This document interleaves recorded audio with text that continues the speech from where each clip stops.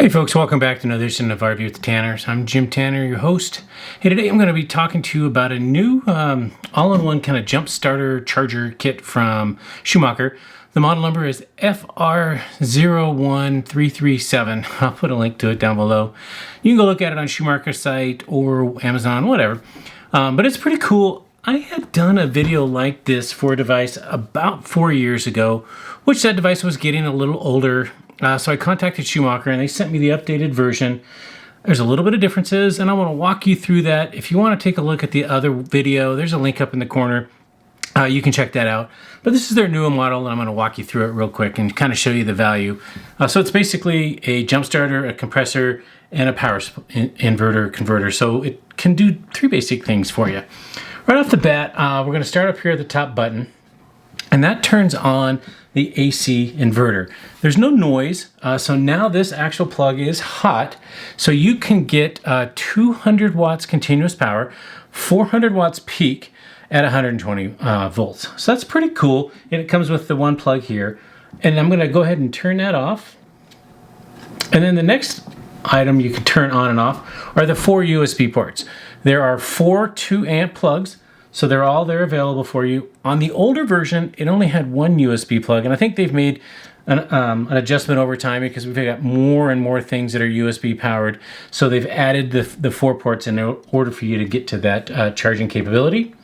The next is telling you the battery life. So I charged this yesterday, so it's showing that it was at 100% charge, so that's nice. Finally, what they've done in this one, I think this one's actually kind of fun. They've got a light over here on the side. So you see I popped it out and I can take this and I can adjust it. I can point it where I want it to go, which is nice because the older version had the light built in where it says Schumacher right here.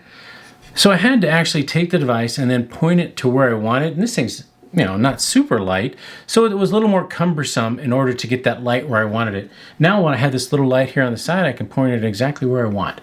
As a safety feature, you push it one more time and it kind of goes into a strobe light feature, kind of a universal SOS, I need help. So they have that built in. And then it just snaps in on the side, which is nice. They have one 12 volt, the old school cigarette lighter adapter here.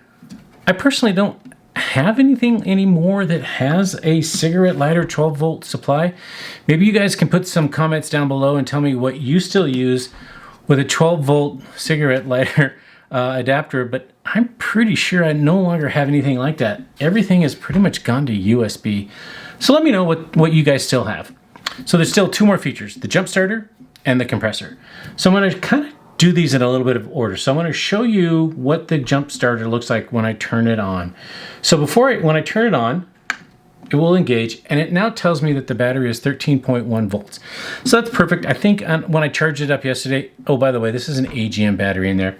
When I just had pulled it off the charge in the back, and I'll show you how to do that, it was sitting at about 13.2 volts. But remember earlier I hit the indicator and it showed it at 100% charge. So 13, 13.1, 13.2 is all still basically 100% charge for an AGM battery. I'm going to turn this back on. This is how you would actually do it to jumpstart the car. So you would take the positive connection first to the dead battery, the negative connection next so you don't get that little spark, and then you turn this on. Then you go jumpstart the car, get it going, you come back, turn this guy off, take your negative off, take your positive off, and you're good to go. So I'm going to spin it around and show you the back. So the jumper cables are here. Good distance, enabled for you to get to a battery. Obviously this is the positive one, and the negative one is over here. Here's the one thing that I find is a little bit of a pet peeve for me, and the one negative, if you will, on this entire setup. And that's how you charge the device. The positive note is it no longer needs like a barrel charger that you plug in, you know, a little hole and you insert it. The reason with those are bad is you don't always have a replacement. You might forget it at home. So what they've done is they've moved to more of a universal plug. So this is just your standard AC plug. So any extension cord's gonna work. I can plug it in here. That's how I did it yesterday. Charge it up to 100%. Wonderful. Here's the negative, folks.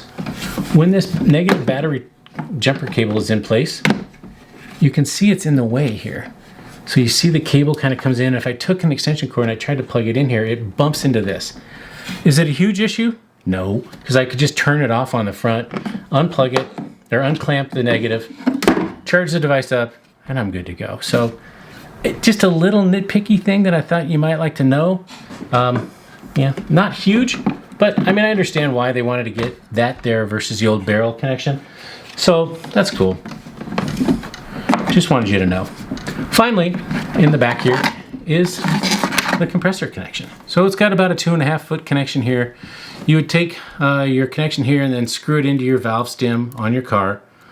What you don't see on this one, I'm going to pop up a little picture here and show you on my old one. There used to be like a dial here, and then you would watch the air pressure go up 10, 15, 20, and you had to just consistently stand here and watch the device as it adds PSI to your tire. So they updated that with this one. So I'll spin it back around. So now what they have is when you turn the compressor, you start it, it's going to start at 5 PSI. It always defaults to 5. So then you can then update the pound of PSI to the pressure that you want. Let's say you want 15 PSI. And then you turn the compressor on. It's going to be a little noisy here.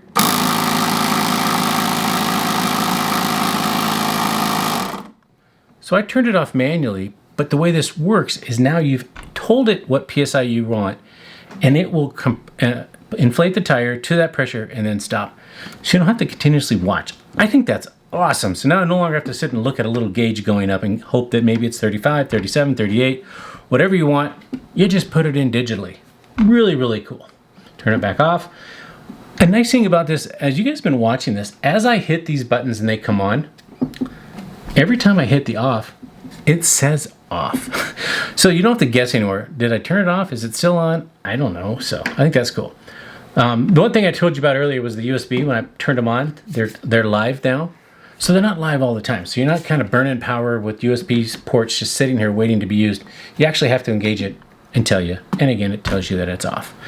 The one last thing I think is pretty cool is when you connect this to a car, if you're going to jump start it, and you connect it to the person's battery, let's say it's your friend or whatever, it will display the voltage of the battery that you're going to jumpstart. So it's probably going to show something, maybe 12 volts, 11.5, something in that range. But then when you actually turn it on, then it shows you the voltage of this battery. But again, back off, and you connect both those alligator clamps to the battery, it's going to show you the voltage of that dead battery. So pretty cool feature to read that. That's about it on this. I think it's a really neat upgrade. I like having the 4 USB ports now versus just the one on my older one. If you have any questions, just take a second, put them down below, and I'll try to answer them for you. If I don't have the answers, I'll send an email off to my folks at Schumacher, and they'll get back to me and let me know, and then I'll respond back to you. Hey, thanks for taking the time to watch this video. Have a great day. Bye.